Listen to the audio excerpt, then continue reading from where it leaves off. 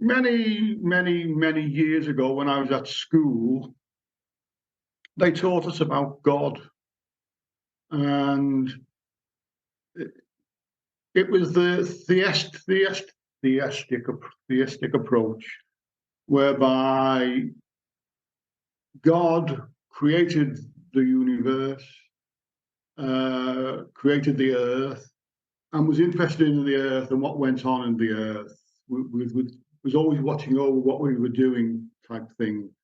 You think he had more things to worry about, because from this we had that the earth was the center of the universe, that the sun revolved around the earth, and so this they anthropomorphized God, someone like us out there with the same faults. He was capricious. I use the word he. You can use whatever pronoun you like. But Theosophy more or less takes the deistic approach, which causes me a headache when I think about it, because when they were talking about God in school, they said God was, and always will be. The theosophical approach is that this nothingness, the Kabbalists call it Ein Sof, no thing. In Theosophy, we call it the absolute, or I think it's a Parabrahman, or that, or it. HPB calls it beingness. And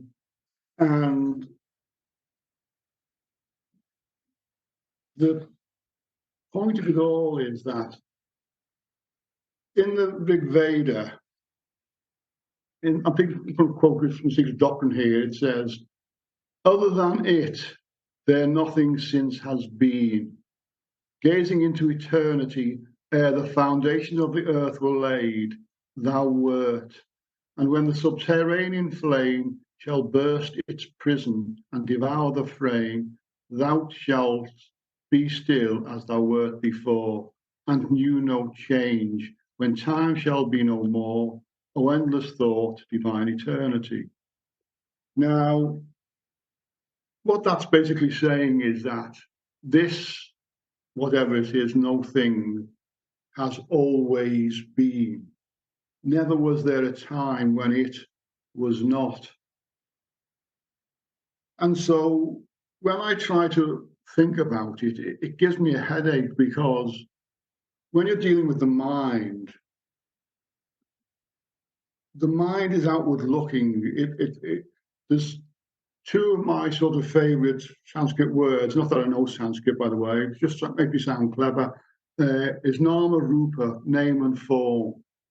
And the mind likes to categorize, to pigeonhole, to enumerate, because it's that way. But when it tries to go beyond the mind, it can't do it. It can't grasp the concept of something that's always been, because the mind thinks, well, there must have been a beginning. It can't have always been. There must have been a beginning. And so, because the mind is sort of outward focused, it causes us problems in trying to get to the truth of who we are and what we are. And Sogyal Rinpoche said that the still revolutionary insight of Buddhism is that life and death lie in the mind, nowhere else. In The Voice of the Silence, Madame Blavatsky states, "The mind is the great slayer of the real. Let the disciple slay the slayer." William Blake's mind-forged manacles refers to the restraints that we put on what we can do, our limitations that we set ourselves in terms of dreams and goals, and that we do so based on our mindsets, opinions, or fears. We impose these things in our own minds, the prison that we create in our own minds, and it not being real. So therefore, anyone can break free from it any time, but yet they choose to stay in self-imprisonment. Now, I don't know whether you've heard of a musical group called the Penguin Cafe Orchestra. But they're broken up now because Simon Jeffs, the lead musician, he died. But in 1972, he relates this story. I was in the south of France. I had eaten some bad fish and was consequently rather ill. As I lay in bed, I had a strange recurring vision. There before me was a concrete building like a hotel or council block. I could see into the rooms, each of which was continually scanned by an electronic eye. In the rooms were people, every one of them preoccupied. In one room, a person was looking into the mirror, and in another, a composer was listening to music through earphones. Around him, there were banks of electronic equipment, but all was silence. Like everyone in his place had been neutralized, made grey and anonymous. The scene was for me one of odd desolation. It was as if I were looking into the place which had no heart. But they weren't prisoners. They were there of their own free will. Next day, when I felt better, I was on the beach, sunbathing, and suddenly a poem popped into my head. It started out, I am the proprietor of the Penguin Cafe. I will tell you things at random. And it went on to explain about how the quality of randomness, spontaneity, surprise, unexpectedness, and irrationality in our lives is a very precious thing. And if you suppress that to have a nice, orderly life, you kill off what's most important. Whereas in the Penguin Cafe, your consciousness, your unconsciousness can just be. It's acceptable there, and that's how everybody is. There is an acceptance there that has to do with living in the present with no fear in ourselves. In the key to Theosophy, Madame Blavatsky states that we, the physical body, we are the jailers of the imprisoned splendor, the spiritual fire within us that resides within us. But only at night when we're asleep does the prison door open and our inner selves is free to do whatever it does. Of all the sort of questions we are asked during a lifetime, the most difficult to ask is when someone says, tell me something about yourself, who you are. Recently, I watched a film called Anger Management with Jack Nicholson and Adam Sandler. And in one scene, there was a group of oddballs, all with anger issues. They all have something to say. Then he asks Dave, which is played by Adam Sandler, the question. He says, Dave, tell us something about yourself, who you are. And he says, I'm an executive assistant at a pet company. Dave, I don't want you to tell us what you do. I want you to tell us who you are. Well, I'm a pretty good guy. I play tennis. Also, not your hobbies, Dave. Simply tell us who you are. Well, maybe you could give me an example of what a good answer is. What did he say? So you want Lou to tell you who you are? No. I'm an easygoing man, a little bit indecisive at times. Dave, you are describing your personality. I want to know who you are. He then loses his temper because he can't. Many years ago, at Merseyside Lodge, we had a speaker down from Scotland. His name was Sri Balahabra Das. And he had his orange robe, and he had an acolyte with him. So he's giving his talk. and he would say, "Oh, stand up." So we'd stand up and he said, "Point to yourself." So we'd go, I said, "Sit down." He said, "So that's you, is it, your head?" And he'd carry on with his talk. And then he'd say, "Stand up." I felt a bit sorry for him in the end, actually. He said, "Stand up." So he stood up and he'd go, "Point to yourself." And he'd go, "Sit down. Is that you, your arm?" And he came with his talk and he'd say, "Stand up again." And he'd stand up and he'd go, "Point to yourself." And he'd go, "Oh, that's you, your chest, is it?" And the point is, you can't really point to yourself, to who you are. And it was Epictetus, the Stoic philosopher, who was once a slave, asked us to remember that you are an actor in a play which the manager directs.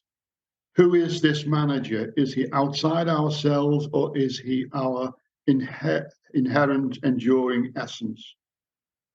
But how easily we confuse the part we play and our actors' roles with the real self experiencing life through our various personality masks. In the key to Theosophy, Madame Blavatsky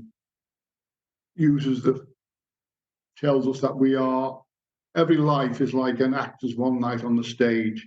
One night we're Hamlet, the next night we're King Lear, next night we'll walk on part. Eventually we leave the stage as Prospero the magician, having achieved the goal of life.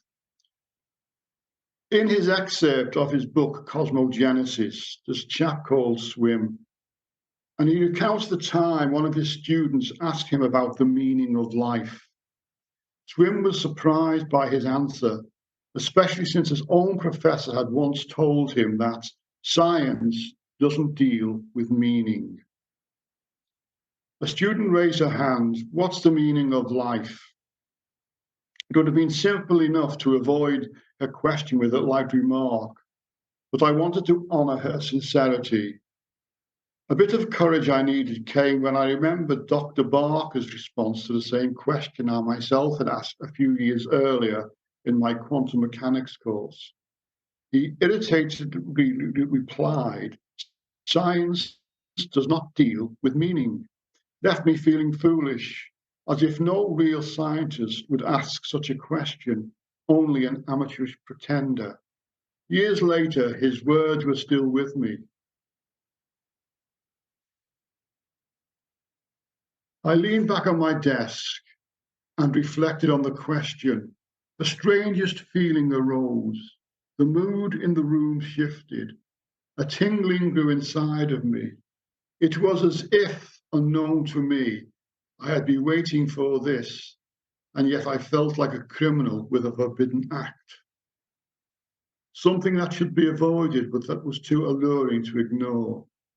I told the students what I thought was the most important truth, that none of us knew our true identity. This strange situation came from the tiny worlds in which we lived. We thought as ourselves of Americans or Chinese, as Republicans or Democrats, as believers or atheists. Each one of those identities might be true, but each is secondary truth. There is a deeper truth. We are universe. The universe made us in a primordial way. We are cosmological beings. A strange intuition arose. The ending buzzer pulled me back. My ordinary consciousness reappeared and took control. That was a quantum physicist. Being a human is a process in which we are continually engaged.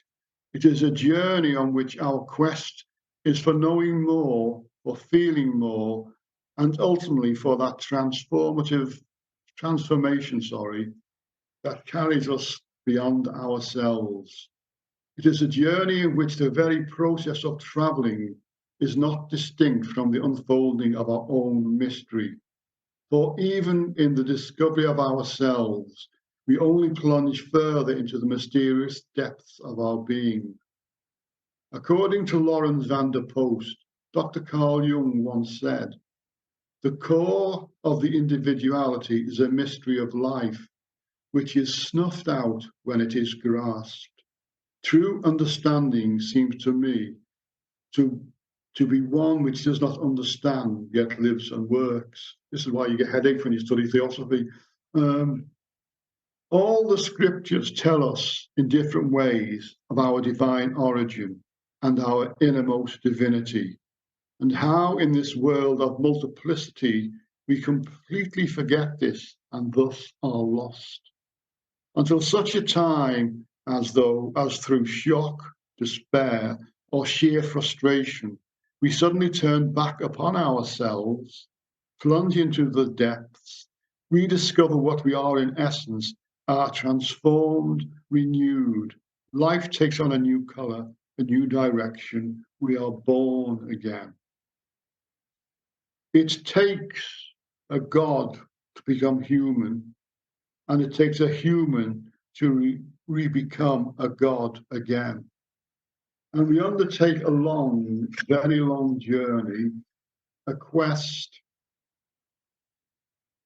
to rediscover our true nature. It is an obligatory journey we have no say in the matter. In the words from the Secret Doctrine, and this is really hard to grasp this, the quest for meaning is the martyrdom of self-conscious existence, in which we must, by our own efforts, win through to our immortality, achieving the goal of self-realization while in incarnation. This is no easy task, however. It is a heroic journey.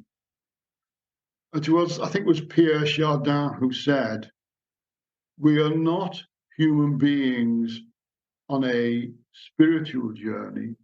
We are spiritual beings on a human journey." And then you say, what is a journey? Is it time spent, distance traveled, or the experience gathered?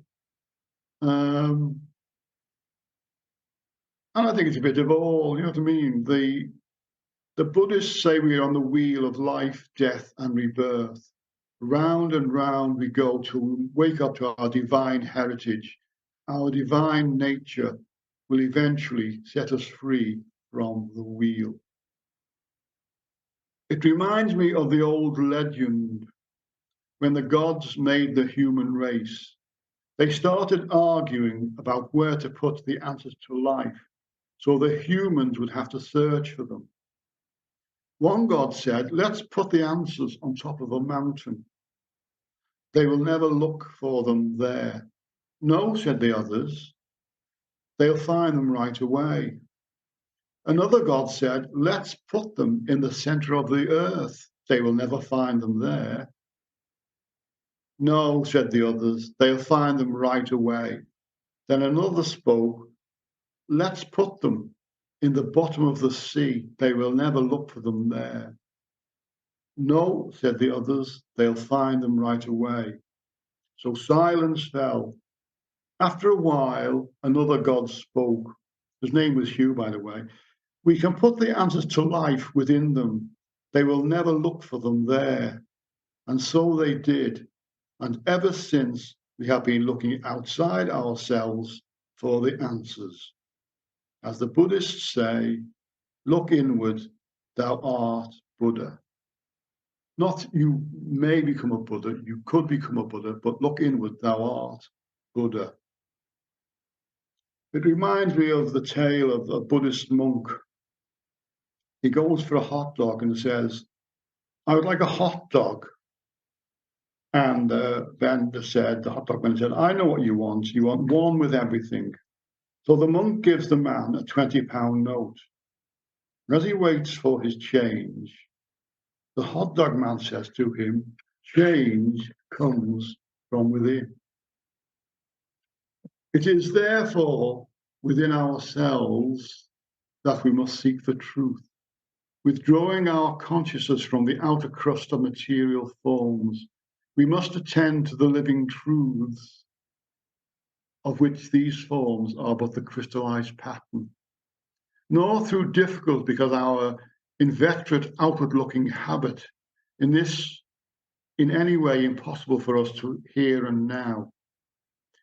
It cannot be too strongly emphasized that now, at this very moment, and for our very selves, the divine wisdom is available.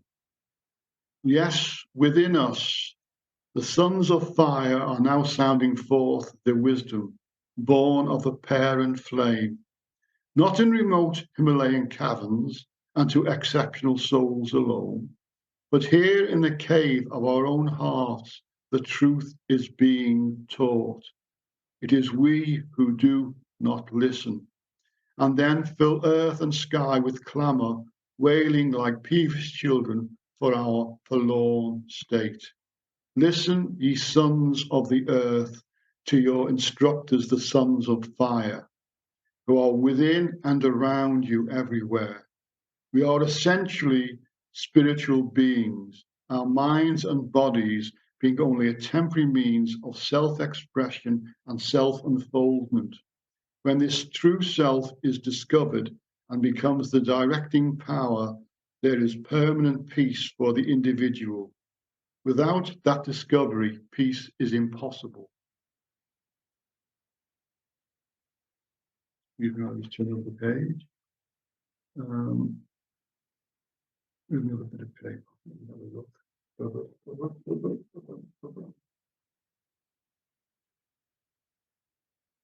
Edward Arnold, in The Light of Asia, says, ye suffer from yourselves, none else compels, none of the holes that ye live and die and whirl upon the wheel and hug and kiss its spokes of agony. So this brings us to the law of karma and reincarnation. Now, I'm not a great fan of karma because simply it takes away the thing where I can blame other people for my misfortunes. I can either blame the government or the council or my neighbours. So you have to accept responsibility. And H.P. Blavatsky says, somewhere if I can find it, I don't know where it's gone. If I can find it. Karma and reincarnation are in reality the ABC of the wisdom religion. It is very clearly expressed. Karma is the sum total of our acts, both in the present life and in the preceding births. Suffice it to say that karma leads us to rebirth, and that rebirth generates new karma while working off the old Sanchita karma. Both are indissolubly bound up, one in the other. Let us get rid of karma if we would get rid of the miseries of rebirth or reincarnation. And it's a difficult thing to think about. You have to become karma-lessness. But every time we reincarnate to get rid of some old karma, we generate new karma. So it's a pretty long process, really. And I think it's in the Bhagavad Gita where it says the way to do it is to do the work for the work's sake, not for the fruits of the work. So you have to become selfless, which is not an easy thing to do in our sort of environment at the moment. So as we sort of grow to adulthood, our mind develops through learning to receive impacts from the outside world through the senses. It looks more and more outwardly to the objective universe and masters the world of the senses. But the mind thus develops, it forgets whence it came and even forgets to turn back from time to time to look within and so atrophies its innate knowledge of the inner reality. All the rituals of all religions have become but outer manifestations of a forgotten inner action and reality whose fundamental meaning has also been forgotten. So the mind gradually projects an image of the personality such as it wants to be and wants others to recognize it as such. Persona means mask, that which we put on and through complete identification with, which we sink irredeemably into the world of multiplicity. We forget our divine origin. This image becomes a stronghold around which clutter all that society prizes: success, reputation, honor, identifying ourselves more and more with that image of our own projection. We feed it perpetually and strive by every means to make it shine in the eyes of the world. Career, respectability, security, honorability, wealth are the hallmark of social success. Everyone struggles to maintain his or her image, each conflicting with the other, each trying to oust the weaker one to climb a higher rung in the ladder of worldly success. It is difficult for us human beings to switch our awareness from the image we have created with so much care as to what seems to us such a vague entity as our inner self, to the reality within which we have hardly ever fed by giving so much as a single thought. But in the realization of the falseness of our projected image, we already take one step in the right direction. The letting go of the false image is the beginning of wisdom. In abandoning this image of ourselves, we also abandon our clinging to the fruit of action, for the fruit of action belongs to the false world of multiplicity, where flourishes the image, not to the heart of being where abides the eternal. But to abandon the false image does not mean to be left in a vacuum. Indeed, it is said that nature abhors a vacuum. But it is to retreat within, to turn our gaze back to the inner fortress where all opposites are resolved, whence is our source of strength, refreshment, peace, whence is our real identity, the inner ruler immortal. Each one of us has a debt and a certain responsible to the society, nation, race to which we belong. To try to flee to the forest or cave away from the maddening throng will not solve any problem, for we carry the world in our minds. To try to escape from our responsibilities may rather impede our progress, for it is in the arena of the world of temptations, of dilemmas, of discords and tests that we are tried and can win our laurels and take a step further. The eternal abides in the midst of the greatest tumult, as in the highest heaven, or the lowest hell, or deepest peace. Remember this, then will the peace of the eternal gradually suffuse your being therein, and you will learn that this abiding reality is your own deeper self, and you will find nurture because the self-image has dissolved, burst by the fire of wisdom. But the personality remains, though now a pure, translucid mirror, the very expression of that which ensouls it and is now one with it. Established in the inner reality, he has now recovered the memory of who he or she is, what he or she can do, and how to best act. Never more to forget, never more to stray away, never more to despair or doubt. On such a one, the inner God pours forth his divine grace from heart to heart, and he is ever renewed in that love that maketh all things anew. There is one epic theme which is immemorial, changeless, and universally, namely the story of the upward struggle of the human spirit, individual or collective, out of darkness of sin or error into the light of wisdom and truth. As I mentioned earlier, Epictetus, the Stoic philosopher who was once a slave, asks us to remember that you are an actor in a play which the manager directs.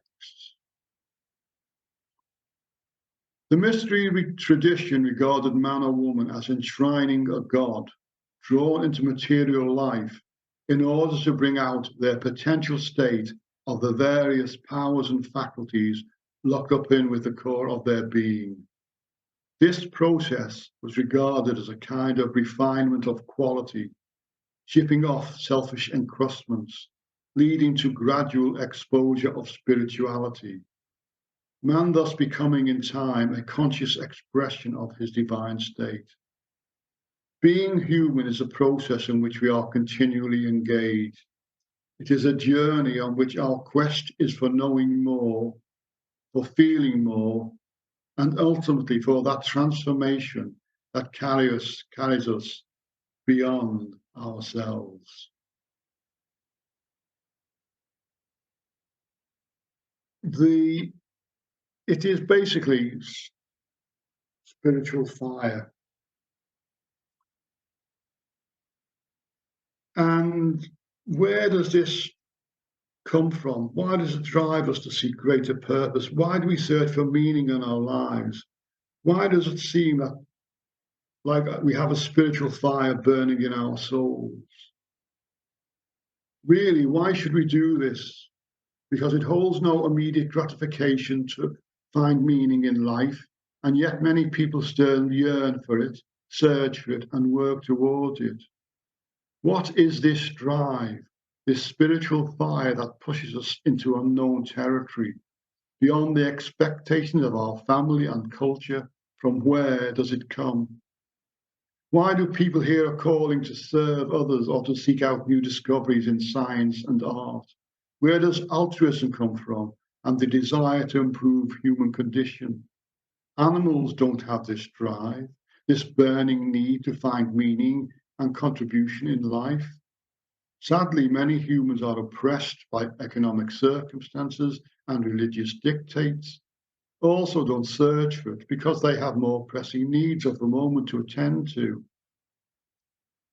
What is this burning need to find something greater than earthly pleasures of comfort, distraction, and entertainment? As a creature of earth, your heart will continue to beat, your body will work, but these things cannot produce the desire to create, the desire to establish true relationships, the desire for meaning and the search for meaning. These must come from a deeper incentive that lives within you, deep down within you. This comes from the fire, the spiritual fire. So we all have this spiritual fire. But no amount of possessions or purchases can satisfy the spiritual fire. It burns and drives us forward in search of that meaningful truth in our lives. This is your freedom, you see, for nothing in the world can extinguish this. It remains pure within you, even if your life has been defiled, even if your life has been misspent, even if your life is currently under suffering, under subjugation or oppression by others. The fire is pure within you. It will give you the eyes to see and the ears to hear and the strength to look at life objectively. It will restore you from your obsessions and addictions. It is more powerful than they. What is spiritual fire if not the ultimate truth of our reason for being in this world? We have forgotten who we are. We have forgotten our true nature, and we are lost. We are surrounded by thoughts like a mass of barnacles, old ideas, beliefs, intentions, plans, principles, moral rules, ambitions, even ideals. What a burden, how hard they cling, how hard they are to break, with years of solidification to the concrete conclusions which only a a mental earthquake will ever open up again? Are not our lives filled with memories of something we foolish calls I? They are all dead now. These things we once made alive and great and holy with the power of our imagining. Yet these concepts, weed-grown paths of thinking, dead ideals, and wrong because untrue values, these are the obstacles which stand between our newfound striving and the eternal spiritual flame of the undying part of us that has always been. Our consciousness while on this earth, however real it may seem to be, is actually illusory when contrasted with the unveiled and intensely active consciousness of the eternal. No being can cease to be. The eternal lives in all.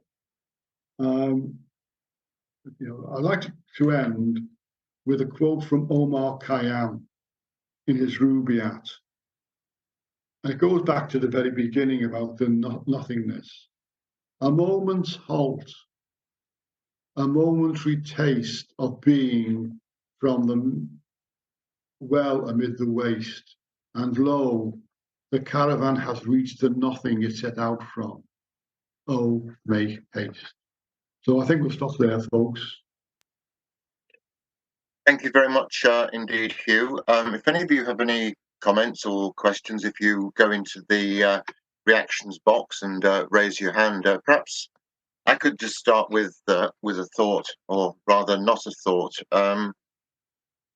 The idea of being that, you say that, the mind, kind of gets in the way of things, and I think we all eventually appreciate that. Do you think that human beings are developing that faculty above the mind, the wisdom, intuition principle, at perhaps a greater rate than they were in the past? And do you see this as a way of bypassing the mind and getting knowledge and wisdom from a source which is not filtered by the mind? Do you think this is happening to any great extent amongst people? I do, actually, yes, I do. I think it was, what's his name? Jeffrey Barboca, in his book, The Divine Plan. And what he's talking about, I don't like going into these rounds because I just found rounds and rates, I just found it too complicated. But according to what he says, there are 7 great rounds, and we are in the 4th round. So there's 3 more rounds to come. And in each round, according to him, according to Blavatsky, we develop or we unfold from within ourselves a certain aspect. And according to what he thinks is that the 4th round was supposed to be the development of the emotions. And he reckons that, I think it was the Sons of the Firemist, they endowed us with the fire of mind, like Prometheus stole the fire from the gods. And so that we are around our head.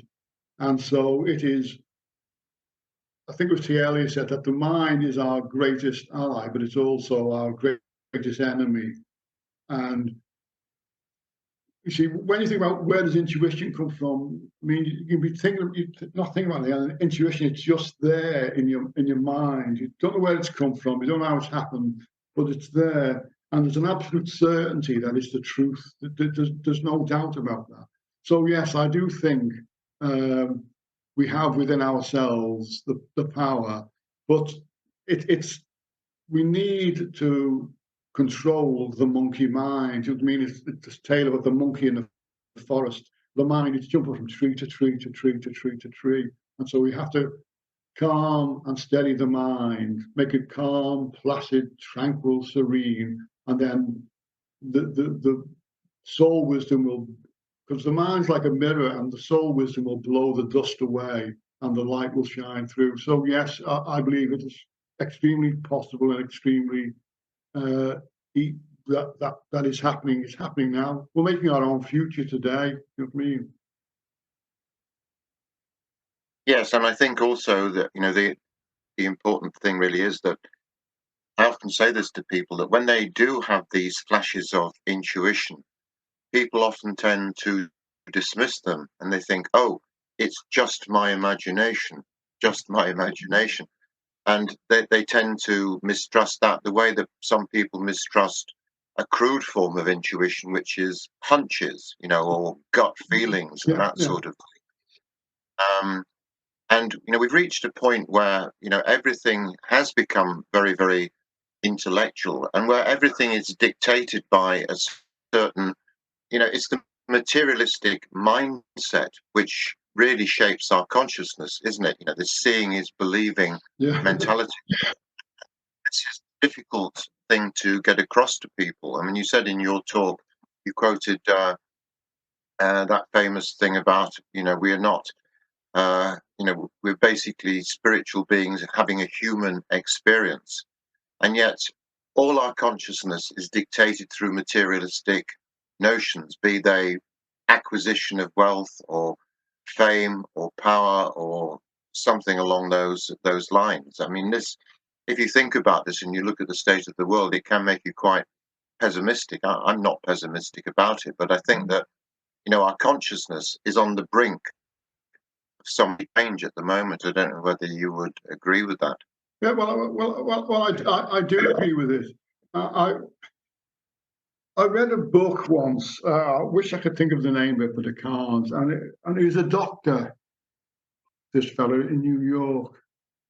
I must try and find that book. And he had this really mystical experience that stayed with him forever. And he said, once, I'm only paraphrasing now because I can't even remember what his name was. Once you find this inner, or touch the inner spiritual divine, he said, you realize that everything is perfect and everything is as it should be. Now, we look around today with our own mind and say, oh, there's terrible things going, which there are, of course. You know what I mean? It doesn't stop you from being compassionate and concerned. But once you've reached a higher level, you see that everything is perfect. It is how it should be, or how it is. But it's like when people say about reincarnation. And someone once asked me, he said, well, what happens if I'm walking along a river and someone's drowning? How do I know it's not their karma to drown? So I said, well, how do you know it's not your karma to dive in and save them? And H.P. Blavatsky says in the Voice of the Silence, inaction in a deed of mercy becomes in an action a deadly sin. And if you remember that football manager, Glenn Hoddle, who I think said disabled people were bad in past lives. I mean, that's nonsense. You know what I mean? Is because Madame Blavatsky said karma is, what did she call it? The word is mysterious and intricate are the workings of karma. Because if you saw if you're walking up a hill, a steep hill, and the bottom of the road is a main road which is busy with traffic flowing around, and there's like a couple of parents with a baby in a pram coming towards you, and they slip, and the pram is coming towards you, and all you got to do is do that to stop it, or otherwise it would be smashed. And I said to this person, you're not going to start saying to yourself, well, I wonder if that baby was Hitler in a past life. I wonder if that baby was Stalin. Was that baby Genghis Khan? What I mean is, you just do that and stop it, don't you? Because we don't know what karma is. We don't know. We just have, instead of making all these assumptions, just get on with your life and be the best you can, and stop saying, oh, these people must have been bad in a past life, because, you know what I mean is, someone used to say to me a long time ago about when there's a lot of trouble in Africa with genocide and all that. Well, they must have been really bad people in past lives because look what's happening to them. So I said, well, how do you know they are noble souls who've incarnated into that situation to awaken compassion and understanding in the rest of humanity? I said, you just don't know. So stop trying to put your beliefs and things about karma onto other people. I just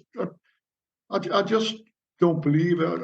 I just think let karma work out and just do the best you can, trying to be a good human being.